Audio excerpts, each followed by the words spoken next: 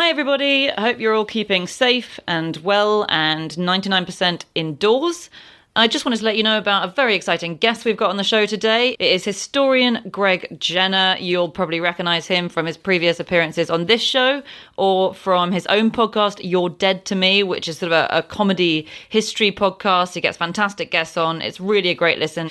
And he also has a book out at the moment. He has a brand new book called Dead Famous. It's about the history of celebrity. I've already started reading it. It's a rollicking good read. It covers a whole bunch of historic celebrities from the 1700s onwards. And if you thought that throwing your underwear at celebrities was a modern phenomenon, then don't you worry, it's got historic precedent. You can always use that as your defence. You'll find out that and lots more stuff in his book. So that's Dead Famous. Go order the book now, Dead Famous by Greg Jenner. And spoiler alert, you're about to hear about one of those historic celebrities in the upcoming podcast. So without further ado, let's get on with the show.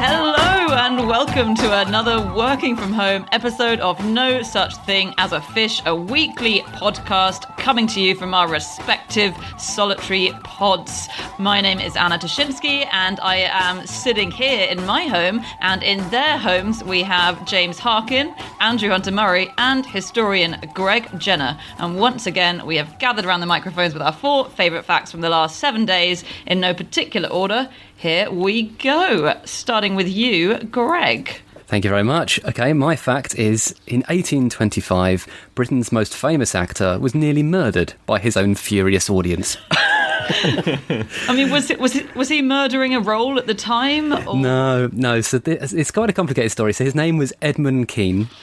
And he was an absolute genius. He was the greatest actor of the 19th century, still to this day greatly revered as a Shakespearean actor, but he was an absolute bellend. He was just the worst guy. I love him. He's my favourite. He's sort of the star of my new book because everything he does is just great and bad simultaneously. Such mixed messages here. Yeah, and he had been, this was in America at the time. This was his second American tour. It's 1825. He's in the city of Boston. And previously he'd been there in 1821 and he'd basically angered the crowd by refusing to go on because there weren't enough people in the audience. He was a bit of a diva. Okay. And he'd sort of, he'd looked around the curtain and gone, no, there's not enough people. I'm Edmund Kean. I'm the great Edmund Kean. I'm refusing to go on. It basically left a sort of sour taste in the mouth. The Bostonians told him to never come back. And then in 1825, he comes back. And he's just come off the back of a huge sex scandal. And he thinks he'll run to America and get away from the scandal in Britain, but they all read the papers. So he turns up, comes back to New York, they chuck oranges at his head, which is, not too bad, but he gets to Boston and 5,000 people storm the theatre and try and kill him. Wow. Jesus. Oh my goodness. 5,000, that's quite a big gig. It's huge. Yeah. That's what I'm getting out of that. Well, I read that they turned up after the start of the show. They do, yeah. His audience was probably several hundred people, and then an extra 5,000 sort of break down the door, smash their way in. That's kind of good news and bad news, isn't it? Because on the good news, 5,000 more people want to come and see you, but the bad news is they also want to kill you. Yeah, they probably weren't paying, I guess. No. And what happened? Presumably he survived, right? Yeah, he does. He throws down his wig, he runs out the back door, he sprints up the street, and he hides in, I think it's one of the theatre employees' houses around the corner. And he runs in the door and hides in a linen basket. Mm-hmm. Oh, wow. It's so clever. It's so clever because he's an actor, he's a master of disguise. But for him, just taking off a wig is a disguise. Do you know what I mean? True, but the audience do track him down and they come to the door. But luckily, the theatre employee's wife is pregnant and it sort of calms them down because she comes to the door looking, vulnerable and sort of like, please don't storm my house, and they kind of go, oh yeah, all right then, I guess we won't murder the English guy.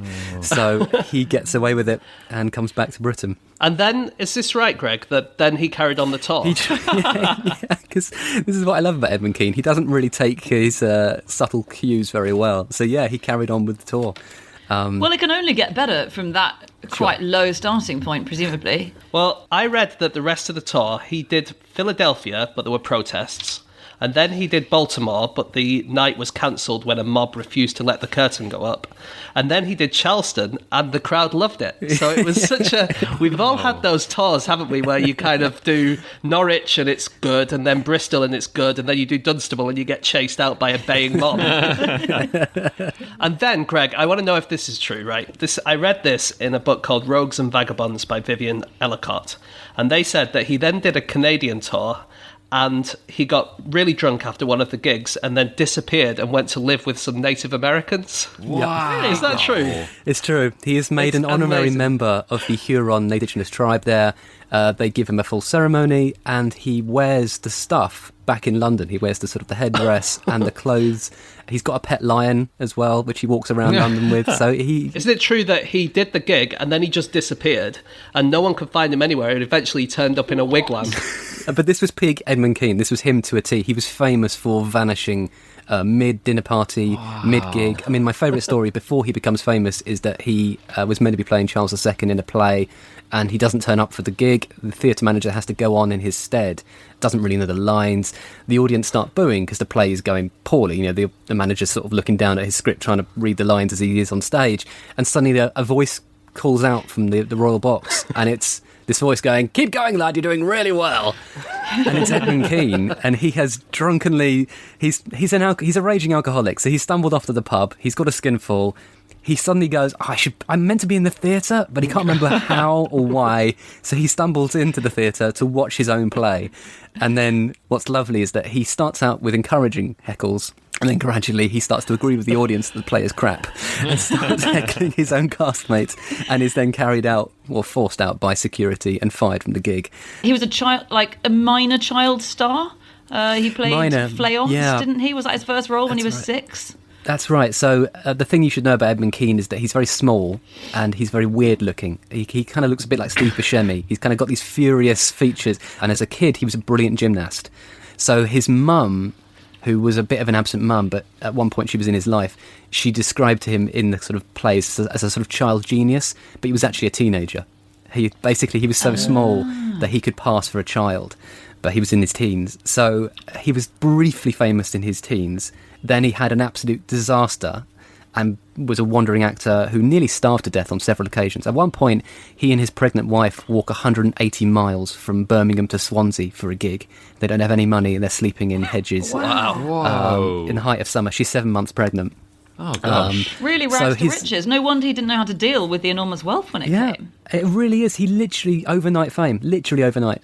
It's incredible. But that's a lot of planning to get to. If you know we've got a gig in Swansea in a fortnight. Yeah, we but set you off can now.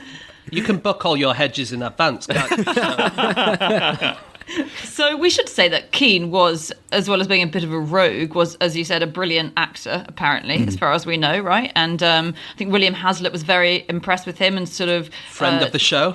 Friend of the show. Yeah. Big Willie H, yep.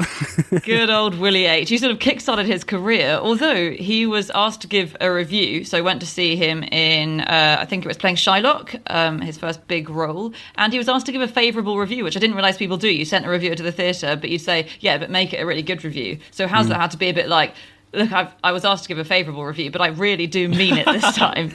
It's great. But he was particularly good at villains, it seems. I think, wasn't he? He seemed to he played Richard III very well, he played Iago, he played Shylock, and he played this guy called Sir Giles Overreach.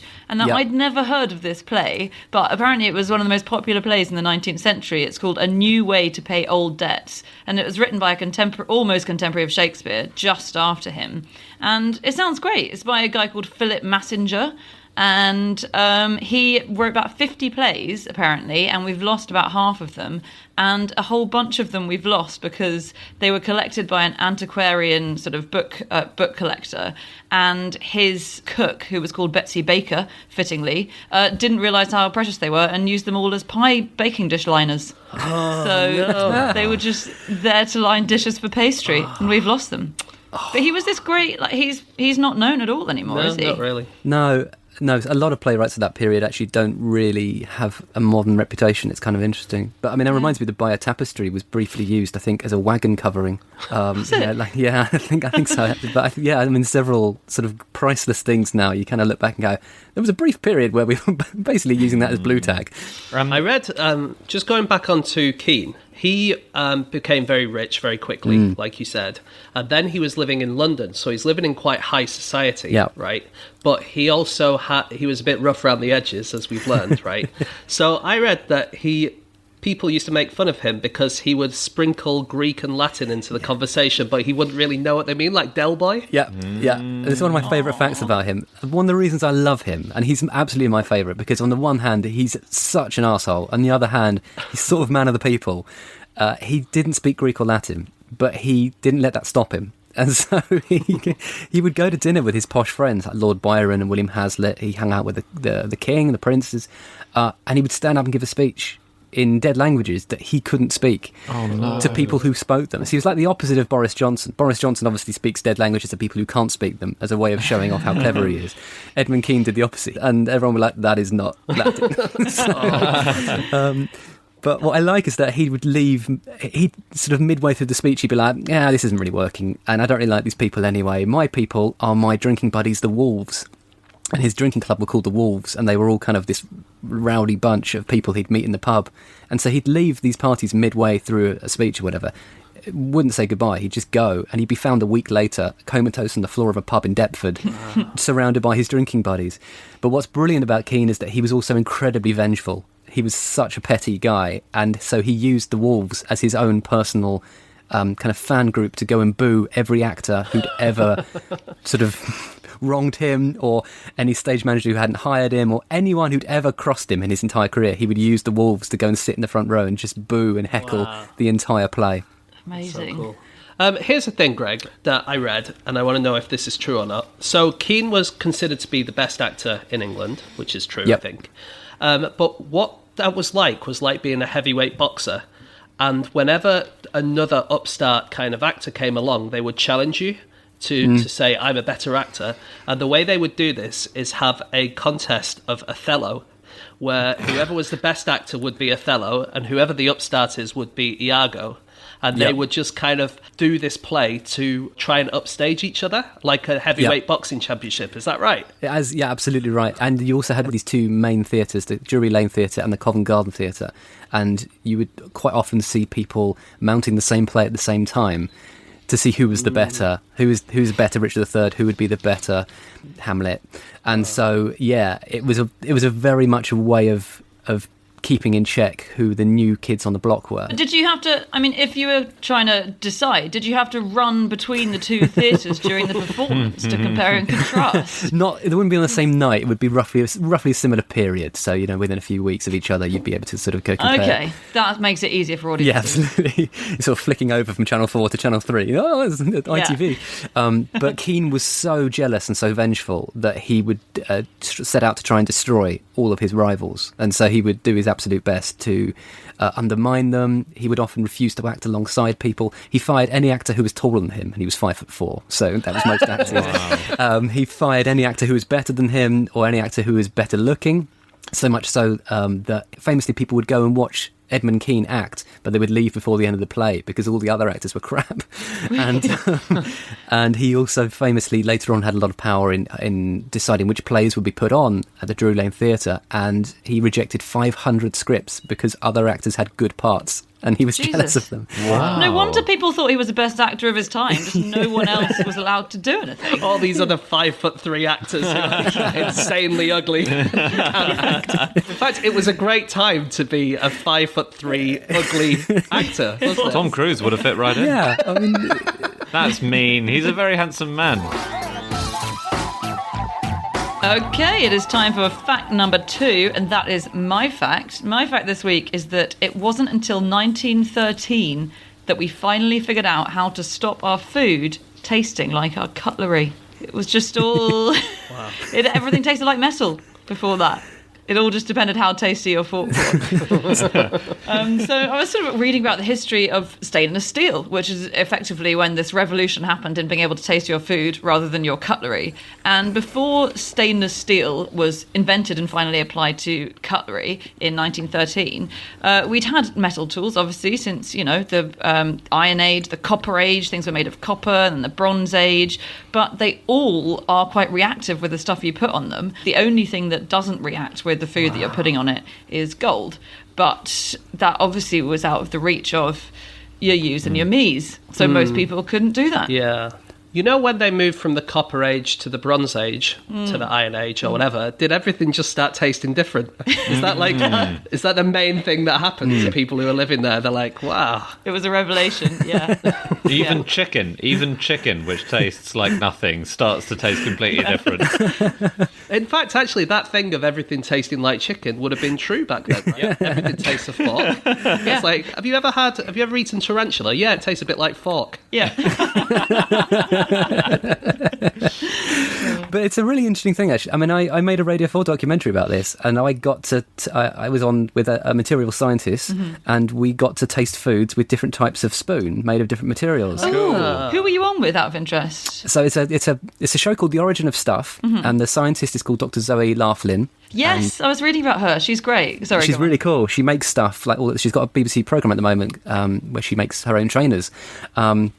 She's really cool. And I was also on with Katie Brown, who's the host, and a food writer called B. Wilson, and we tried mango and strawberry. Can I just say, we always are asked, what's your favourite dinner party guests? I think the 4 people that you've just mentioned there is pretty much my favourite. It was pretty fun. Yeah.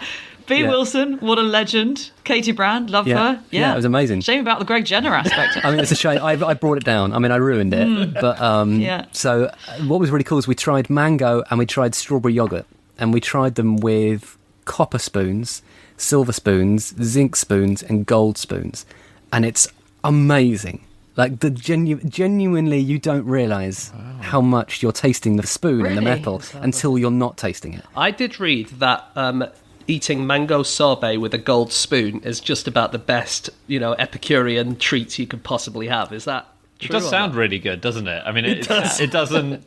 Yeah. It doesn't sound like you're slumming it. They don't have it at many motorway service stations, do they? It sounds better than, Muller Fruit Corner with a bus ticket. There was a point in the radio show where I stopped talking and I was just eating the mango, just happily. Just like everyone else was talking about the science, and I was just sitting there eating all the mango because it was amazing. But what was really interesting is that copper makes sweet things much sweeter. And it makes other things much more bitter. So savoury things much more bitter. So like vegetables, when you eat it with a copper spoon, tastes really metallic and sharp and bitter. But when you did the strawberry yoghurt, it tasted incredibly sweet, as if you'd poured loads of artificial sweetener into your yoghurt. What about foods that are bittersweet, like chocolate that's 85% cocoa? That would be really interesting, wouldn't it? I don't know, actually. Weirdly, I had some 85% cocoa last night. If only I'd waited 24 hours, I could have tested this right now. Right here. Do you have a copper spoon? Yeah, I bring my copper spoon everywhere with me. It's in my front pocket. Yeah, good point. Well, people used to, though. In the past, they used to have their own personal cutlery. You'd go everywhere with your own knife. And that was it would be your knife, and you'd carry it everywhere, and you'd only eat with your own knife. And then gradually people started to introduce forks, because forks come quite late. Didn't people carry it around in sort of cutlery shoulder bags? Aren't there lots of those throughout history that, like, you take your cutlery satchel to a party? How much cutlery are you taking, Anna? Are you taking your asparagus spoon as well? Yeah, your terrapin fork. I mean, of course. If it's not a 13-course meal, I'm not going to the event in the first place. So, if this is true about the cutlery that you're having, does the phrase "being born with a silver spoon in your mouth" is that a bad thing? Does that... It doesn't... Oh, yeah, he was born with a silver spoon in his mouth. Everything tasted like shit for him. Yeah. That's what it originally meant. Well, so silver is less reactive than most metals, but it still apparently, and Greg would know, does leave a pretty pronounced taste. Yeah, it does. And you really... you taste it as soon as you then taste the gold, which tastes of nothing. And the gold was just amazingly interesting because it doesn't taste of metal, it doesn't taste of anything, you're just tasting the food. Whereas the copper was like really reactive because it's all about the electrons and how free they move around. So gold is inert, but copper conducts electricity really well. So it kind of, you just sort of get that activity in the mouth. So you're really feeling all the kind of taste buds going, wow, what's happening? Yeah. Whereas gold's much more sedate and gentle. Yeah. I mean, your mate Zoe, Dr. Zoe, did say, I think, at the end of this event, which I'm so excited you attended, she said, you haven't lived until you've eaten off gold. So that's a bit of a blow for most of us. Almost everybody, yeah. But should we get back to the actual original fact, Anna, the 1913 thing? That's Harry Brearley, isn't it? And Yes. Yeah, we should talk about him. Yeah. What a hero. do you want to tell us about him, or do you want me to do it? Oh, yes. I guess since I sort of brought him up initially, fine. Well, we have a historian here. It's like, why do we have to do all the work this week? Exactly. I figured I could put my feet up, for God's sake. Right, fine. 1913. There's a metallurgist called Harry Brearley, and he's actually working, as all the best inventions often came from sort of trying to work on weapons, because really all countries want to pump money into is war. So he was working on alloys for gun barrels to try and make the steel in gun barrels harder.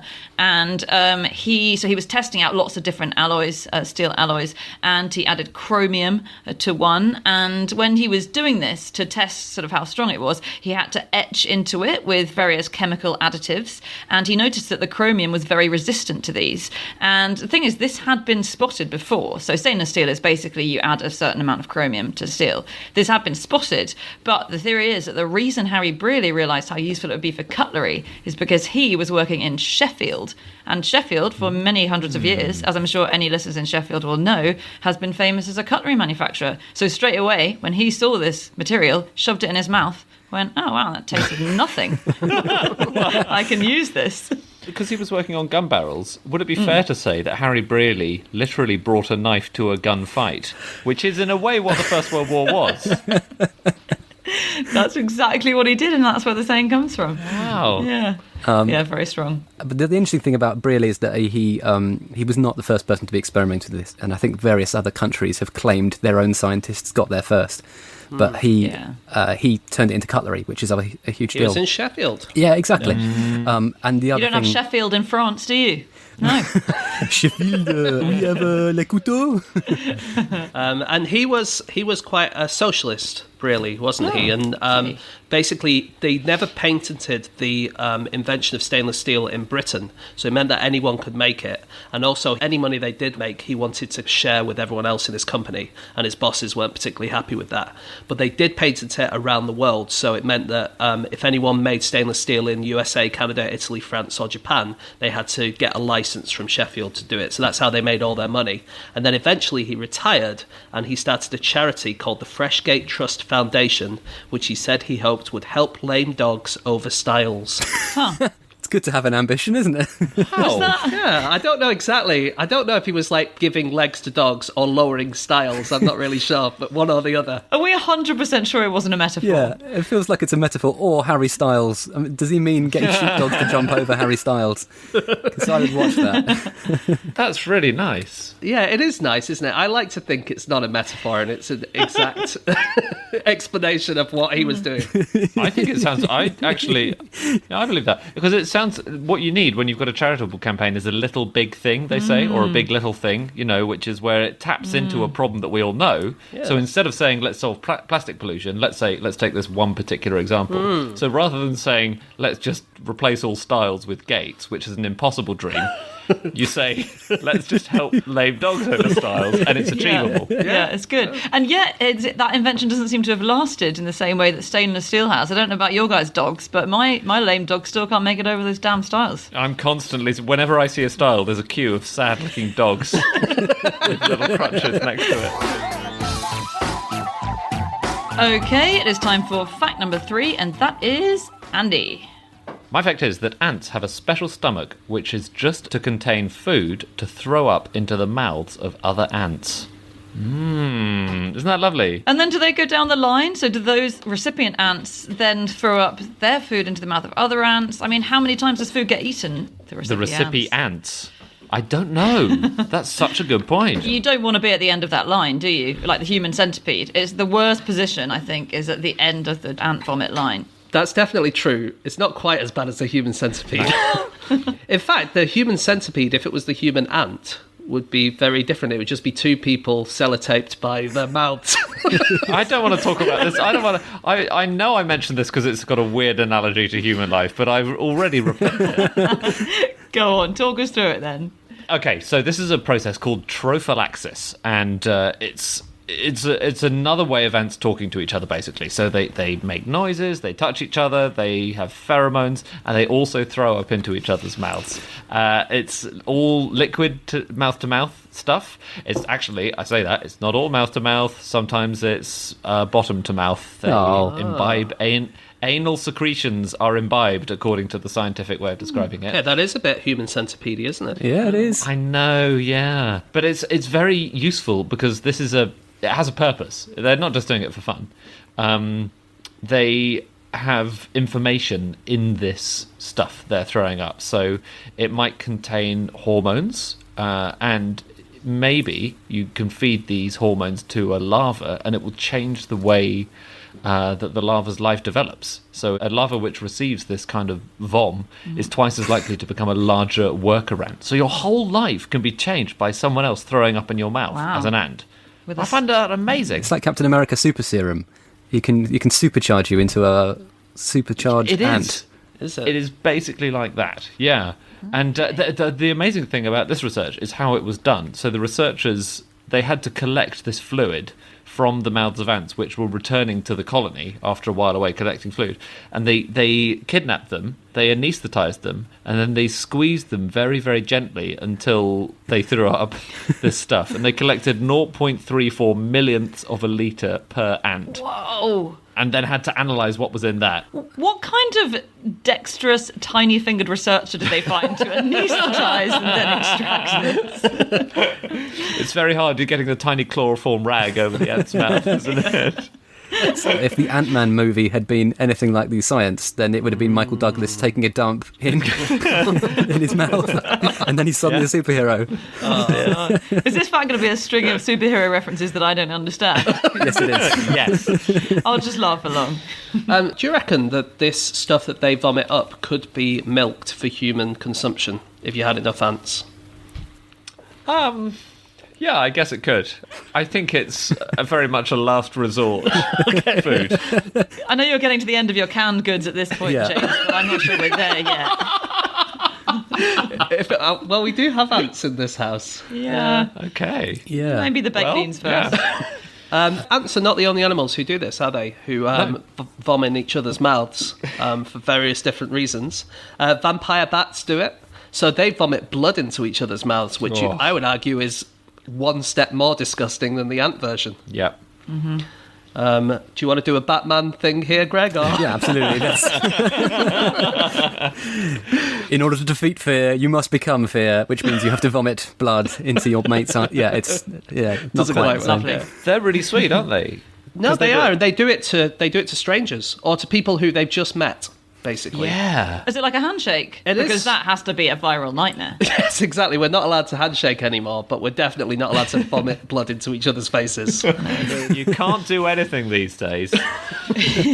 But yeah, so when you first meet a vampire bat and you want to be friends with them, you vomit blood in their mouths. And they gradually raise the stakes, though. It's their way of making friends. So you start off with vomiting a small amount of blood. It's doing a small favour for someone. And then as you get to know and like each other and trust each other, you will end up sharing lots of food with the other vampire bats. It's really sweet. Nice. That's cute.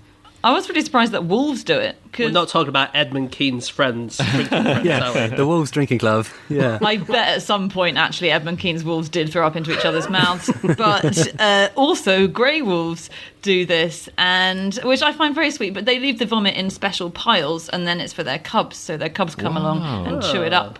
And when I was reading about this, they do it with blueberries. So you think of wolves as sort of tearing apart prey animals, which they do, but they love blueberries apparently, and so they'll go and pick loads of blueberries from a bush, throw them up, and then their kids eat them. That's really sweet. That reminds me of Pliny the Elder. Do you know the story? I mean, you must know the story of the Indian ants in Pliny's Natural History. I mean, we all do, but why don't you just tell us anyway? Yeah. So, I mean, Pliny the Elder is one of the sort of great naturalists of the ancient world. He's fascinating. He's really interested in science and all sorts of things. He writes this lovely section about ants and how collaborative they are and what they do, and it's really lovely and it's quite accurate. And you kind of read it and go, "Oh, that's good, that's right." And then he gets to this weird paragraph, and he's like, "And in India, they have Indian ants, which are giant, and they are the size of foxes or wolves, and they hunt and mine gold, and they dig it up in the ground and they carry it back to their lairs. And any passing Indian who happens to sort of pick up the gold is torn apart by these giant ants."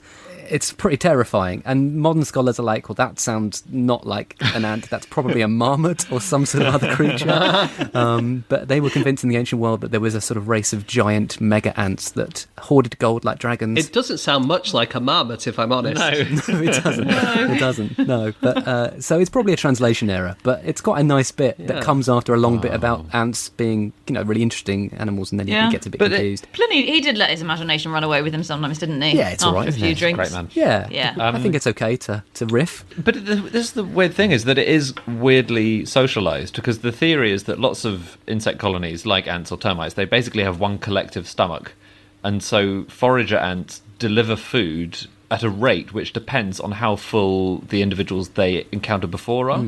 So if everyone you come across is really hungry, then forager ants kind of raise their game. And food flow rates kind of get matched to how hungry the overall colony is based on the information you're taking in. That's amazing. So it's really neat. How do you spot hungry ant? Do they sort of limp and drag them? Because I don't know if I could tell if an ant had lost weight, for instance. If it's so weak that it can't get over a stile, then it's a very hungry ant. Forager ants actually self-isolate. Do they? Do they? Very, very thoughtful. Huh. Yes, they would have been absolutely nailing it around this time. Probably are. So they go out and pick up food from outside the colony, and so they're the most exposed to pathogens and stuff because they're in the outside world. And scientists find that when they deliberately expose them to a fungus that kills them after a few days, if they infect them with it, they'll avoid going back to the nest. And this is even before they get sick. Wow. They've got an instinct that seems to know they've been infected with a fungus. They don't go back to the nest, so they don't infect their friends. And even their fellow forage ants will also not go back to the nest, as if like they've come into contact with this ant who's infected, and they won't go back to the nest. And then meanwhile, the nurse ants inside the nest will retreat deeper and deeper into the nest. Wow, but is it not true that the ones who are self-isolating do come out once a week to applaud the nurse ants? Don't they? They do, yes. And they wear a little badge. Yeah. It's very moving, actually. If you put your ear to the ground, you can hear it every Thursday. Another animal that does this vomiting thing is honeybees.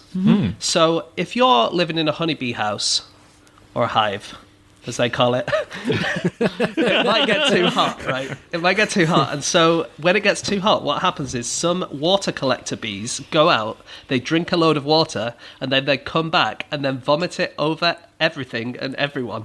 So great. Wow. It's almost That's like incredible. like a hose pipe kind of thing, or a fountain. Like a fireman. That's cool. Like a fireman, yeah. Yeah. There is a thing about the nectar that bees drink, isn't it? Which is because they drink the nectar and then they come back to the hive and they regurgitate it into honey pots, basically, for the workers in the hive. But there's been a study done, I think within the last couple of months, saying that the sweeter the nectar is, the harder the bees find it to regurgitate.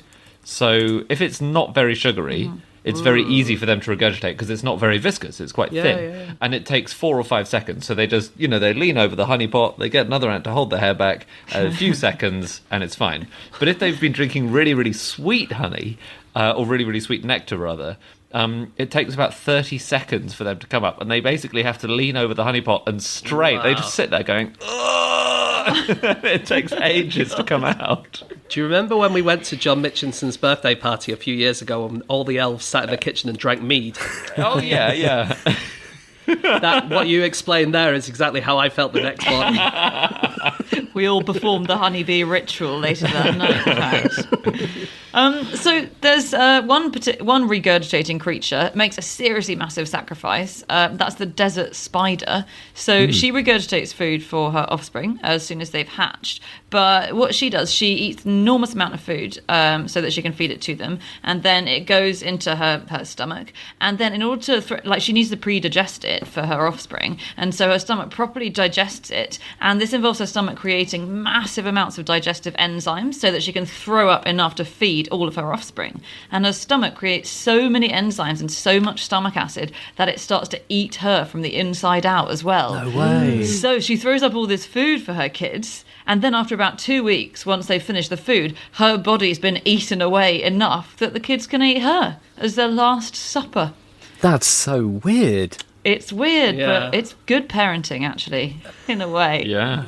It's short-term parenting because once they've eaten you, you can't do much. You can't take them to the park after that. No, you're right. That's when the dad really has to step up. That's a bit like, have you ever heard of the mellified man thing? I think it was medieval Arabia, top of my head. People who at the very end of their life, this is a thing you could do, is you just only eat honey. You just only eat honey, and very gradually your body becomes sort of sweet. And then when you died, they would bury you, mummify you, and then many years later on, people would eat you. And you'd be sweet tasting. And it was a sort of a religious thing. It's I was going to ask what the incentive is for this. I don't know. I think if you earlier in life got to eat someone who was a sort of honey monster lying under the ground, then I would be willing to enter that scheme where after my death people could do that to me. Imagine if they rebranded Sugar Puffs with a mellified man on the front of the box. The rotting corpse of a person who once ate some honey. I'm not convinced that if you ate the, like, presumably by this point, quite well decomposed body of someone who ate honey for a while before they died, I don't even know if that would taste of honey by that point, would it? I mean, did it work? Oh, don't spoil it. No. It's just going to taste a very slightly sweet human corpse, isn't it? I think so. Depends what fork you're eating it with, doesn't it? I read. So this is just briefly back to ants. I just want to share with you the intro of an article in the New Scientist about a particular kind of ant. Okay, there's a couple of sentences. I think it's worth telling you. The article begins. Suppose you could have sex with your brother or sister in the full and certain knowledge that any children would be safe from the harmful effects of inbreeding. Would you be more willing to commit incest? The longhorn crazy ant certainly is. Wow, that does feel like the journalist has got lucky by finding that ant, doesn't he? After he's already written the first two sentences. I mean, I didn't really know it was about ants when I clicked on it, and I was very disappointed. Yeah, what a start! An opening. And would you, though? No. Yeah, I think that's probably the right answer, isn't it? Probably. Well, Queen Cleopatra did, of course. She married two of her brothers. And she didn't even do that in the certain knowledge that she would be free from the damaging effects of incest. On regurgitators, do you remember last week? You won't remember this, Greg, because you weren't here, but Andy, you talked about human ostriches. Do you remember? Oh, yeah. So they would swallow bits of metal and bits of glass and stuff like that. And the modern day, version of that, they have the sword swallowers, but also you have regurgitators. So on Britain's Got Talent a few years ago, there was someone called Stevie Starr who could swallow a Rubik's Cube that was mixed up, and then when he regurgitated it was all solved. No way he couldn't. No throat is big enough for a Rubik's Cube. It was a small Rubik's Cube. This makes tying a knot in a cherry stalk look like really child's play. Okay, which do you think would be harder? Learning how to solve a Rubik's Cube with the inside of your stomach, or learning how to swallow two Rubik's Cubes, one pre-solved, before you do the show? Then... So...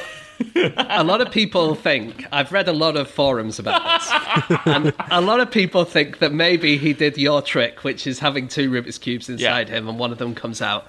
But then a lot of people who do this kind of regurgitation, they think, well, you know what, maybe it is possible to do that. No way, man. And he definitely does, but he definitely does other tricks with his regurgitation. Apparently he learned his skill when he was a child, and he swallowed his pocket money so no one would steal it. Wow. Nice. And then when he brought it back up, it was what? A different denomination in dollars? He's like a bureau de change. Yeah. That's amazing, James. That's really funny. I don't know. Did he not win? No, he didn't win. What? That's an amazing talent. There's no justice. No. Who won? Some singer. Probably that dancing dog. But in fairness, do you remember that dancing dog? In fairness, it could get over styles. So Quite skillful. In terms of the guy who the human ostriches, did you talk about Polyphagus, Nero's? No. Emperor Nero, according to Suetonius, the Roman writer, talked about Nero having a kind of a pet man who was probably a slave, but we're not quite sure, and he was known as Polyphagus, which is Greek for all-eater. He eats all things, and he would eat anything, including humans alive, apparently. You could throw him a human, and he would eat the human. Wow. How big was Polyphagus?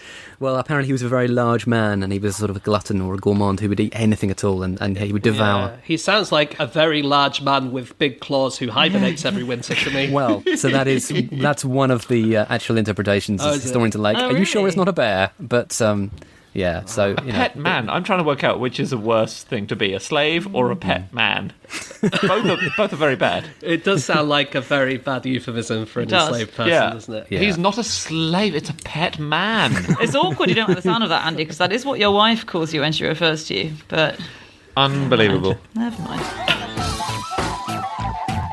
Okay, it is time for our final fact of the show, and that is James Harkin. Okay, my fact this week is that ancient Egyptians had artificial egg incubators, but they didn't have thermometers, so they measured the temperature of the eggs by holding them to their eyelids. Weird. Really nice. Why? Isn't that lovely? So, very quickly on this, Egypt has been famous for a long time for its egg ovens, and they have been going back from at least the late period of the New Kingdom, which is 500 BC onwards. And we know that because Aristotle wrote about them. He said that the people in Egypt make eggs that are hatched spontaneously in the ground by being buried in dung heaps. And then 200 years later, there was another historian called Diodorus Siculus. Sorry, Greg, I don't know how you pronounce that. And he also said that these egg hatching was really amazing, that the Egyptians did. And then throughout history, you get loads of people writing about what great egg hatchers the Egyptians are. And I was reading an article about the modern day egg hatchers in Egypt, and they said that they still use all the old techniques, including this way of telling if it's too hot, which is they put them next to their eyelids because that's where one of the most sensitive parts of your body is. And apparently it's still done today, and they've been doing it for thousands of years. I had no idea that it was still happening today. That's very, very cool. Yeah. Yeah, isn't it amazing? Wow. And it's extraordinary, the ability to, I guess, they were mass producing eggs. Because what's interesting is that chicken eggs were not eaten in Egypt for like all the pharaonic period. You know, so when you're thinking of pharaohs and tombs and pyramids, they don't have chickens at all. And then they were introduced, as you say, about 500 BCE probably. And then they went mad for them. They were like, yeah, we love eggs. It's brilliant. So they're producing tens of thousands of them. So, like I say, it wasn't ancient No. Egypt. It was just before the Romans Yeah, arrived. it's, right? I mean, we Still tend pretty to, ancient. Yeah, I would argue that's ancient Egypt, depending on where you're looking from, which is now. this is the problem with ancient Egypt, is that ancient Egyptians were aware of themselves as an ancient culture. So there were ancient Egyptian pharaohs who did archaeology on ancient Egyptian pharaohs, which is amazing. They were kind of, and this Herodotus used to travel. He used to, apparently he travelled to Egypt to go and look at the ancient stuff. So an ancient Greek philosopher and writer went to Egypt to go and look at the old stuff, which is quite cool. Yeah. Yeah. And so, and everyone who went to Egypt or wrote about the Egyptians always seemed to mention these amazing egg buildings which they used to make their eggs. So in the 18th century, there was a French scientist called René-Antoine Ferchaud de Romer, and he said that Egypt should be more proud of its hatcheries than of its pyramids. Fair enough. Rhea Moore, actually, who, he was one of the people who went and reported on them. I love him because he's the guy who almost gave us paper but then didn't. So he was the guy who was mainly an entomologist, and he studied paper wasps, and he suddenly looked at paper wasps and he said, oh my god, these guys are chewing up wood into pulp and then mashing it together to make paper. Guys, we should do this. And he wrote that in a paper, which wasn't on paper, ironically. But people ignored it, and then we didn't figure out how to make the paper that we know today for about another 100 years. So Wow. But I've always loved the idea that wasps were making paper for just thousands of years before we figured it out. Yeah. What did they do with it, though? Good point. They're not writing Ulysses, are they? They never call, they never write. But he's one of the brilliant men of the sort of 18th century. There are lots of sort of fantastic French scientists of this period sort of milling around being quite fancy and clever. And he was an entomologist, but he had all sorts of interests. But what was really fun about him is that he was really fascinated by birds as well as insects. And he used to advise King Louis XV as well, who was the King of France after Louis XIV, and Louis XV, to go back to eggs, Louis XV was really into his soft-boiled eggs. He was really, really, he really enjoyed them, and he would have them every Sunday, and he had an ability to swipe the top of the egg off with a single blow of his fork, like a little sort of execution thing. And Which Louis was this? Louis XV. So pre-revolution. Pre-revolution, in the 1750s. So there's a bit of irony there that he was able to do that. Yeah, absolutely. He could guillotine his egg with a single blow, and people would gather to watch the king eat his Sunday egg, and the valet would announce it by hushing the room and saying, "The king shall now eat his egg," and then everyone would go quiet, and then he would do his little swoosh thing, decapitate the egg. And some people in the audience started thinking, yeah, that's a good idea. Can I just say, I don't want to put myself as some kind of amazing French king, but I can chop the top off an egg in one swish as well. No, you can't. I can. What I'm saying is it's not exactly swallowing a Rubik's Cube as far as skills go, is it? It's not that great. No, you're right. 18th century France's Got Talent was a much less good show. But James, can you do it in front of an audience? Because that's where the pressure is. It's like going on, a quiz show. We can all answer stuff, in our lounge, but when you've got people watching, that's when the pressure's on. True. You're absolutely right. You're so right. I would almost certainly freeze under the pressure. And also, you specified that he was doing it with a fork, for God's sake. And this was in the early days of forks. People barely knew which way around to hold them, and he's decapitating eggs. Okay, fine. He nailed it. Yeah. Did you see a few months ago, archaeologists found some Roman eggs, 1,700 years old? They were chicken eggs that had not been opened, and they'd been deposited as part of a sort of an offering to the gods, and they accidentally cracked them, and the smell was intense. Wow. 1,700-year-old rotten egg, really, really intense sulphury smell, pretty full on. My God. I have eaten 100-year egg. I don't know if anyone else has had that. Wow. That's what it's called. Like in Chinese cuisine, they call it the 100-year egg, but actually I think it's just a very slightly gone-off egg. Or something. Or they cook it in some way that it smells a bit sulphurous and it tastes a bit kind of bitter, but I don't think it's 100 years old. It's not dated back to Julius Caesar time. Okay, no. No, you've got a supply issue, haven't you, if that's the case. But yeah, I can only imagine what the 1,000-year-old or 2,000-year-old... 1,700 years old, yeah. It's from the, I think, 4th century. And I think a couple of the eggs, they didn't crack. So they've got 2 preserved Roman eggs, and then I think they broke a couple. Those must be the oldest extant hen's eggs in the world. Surely. There can't be any older than that. I don't know. I've not asked around, but it's pretty good. Because one of the eggs in the world will be the oldest one, won't it? That's just maths. Yeah, it's true. I don't even know if that's maths, That's philosophy, Andy. Philosophy. Were the Romans super keen? Because it's weird when you look at the popularity of eating chicken that it really didn't become the meat of choice. It wasn't particularly popular meat until the last couple of hundred years, maybe. I think people ate such a wider variety of bird. But the Romans were quite into chicken, right? Yeah, they were. I mean, they also had sacred chickens too. So there's that famous story of Claudius Pulcher, who was a Roman general, a naval general, and he was, just before a battle, he was going to do the thing called augury. Or I think the word is ornithomancy, where you're trying to fortune tell using birds. And what he did is he put down some corn for the bird to eat, the chicken to eat. And the hope would be that the chicken would eat the corn, and that's a good omen for your battle. And the chicken didn't eat, and all the soldiers on the ships were freaking out. They're like, oh my God, we're going to lose the battle. And so Claudius Pulcher, he freaked out. He picked up the chicken and he threw it over the side and said, maybe it's thirsty. And and it did not go well. They lost the battle. The soldiers panicked because he drowned the chicken, and there was a sort of inquiry afterwards about doing this terrible thing to a sacred chicken. Interesting, isn't it? Because actually, obviously, the chicken not eating has nothing to do with the battle, but in a way it does, because he threw it overboard and everyone got worried about it, and there's like a placebo. Yeah, it's a morale issue. Yeah, it is a placebo effect. It's kind of funny. So the Soviet Union tried to incubate some eggs in space, and it worked eventually. They brought quails because they're kind of smaller than chickens. A lot easier to have a quail in a spaceship than it is to have a chicken. So they had a problem, and that was that when the chickens were born, or when the quails were born, they couldn't eat or drink. And that is because if you get a quail when it's born, it can't lift its head up because it's not strong enough. But that's fine because all its food is on the ground. Anything it wants to eat is on the ground. So it just kind of lies there with its head on the ground and eats and eats and eats. Eventually it gets strong enough to lift its head up. But in space, of course, you don't have the gravity to bring the head down to the ground. So its head and neck were just kind of floating around in the space. And it meant that they couldn't feed. So if you put some food down for the quails, they couldn't eat it.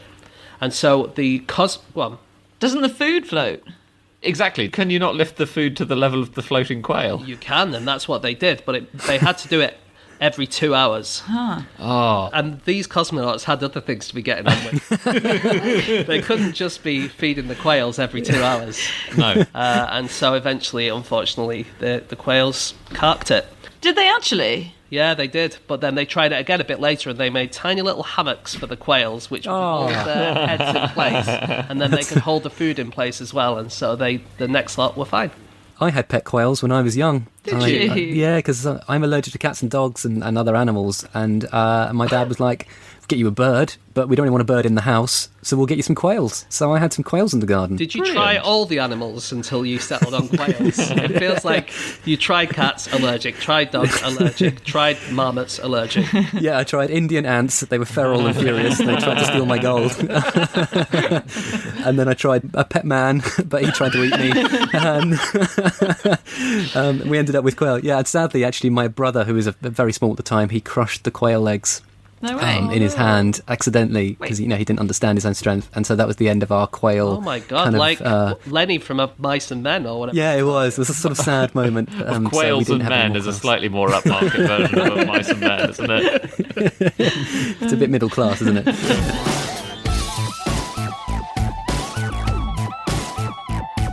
Okay, that's it. That's all of our facts. Thank you so much for listening. If you want to get in touch with any of us about anything that we've said on this show or about anything else in yours or our lives, then you can contact these guys on Twitter. James, you're on. At James Harkin. Andy. At Andrew Hunter M.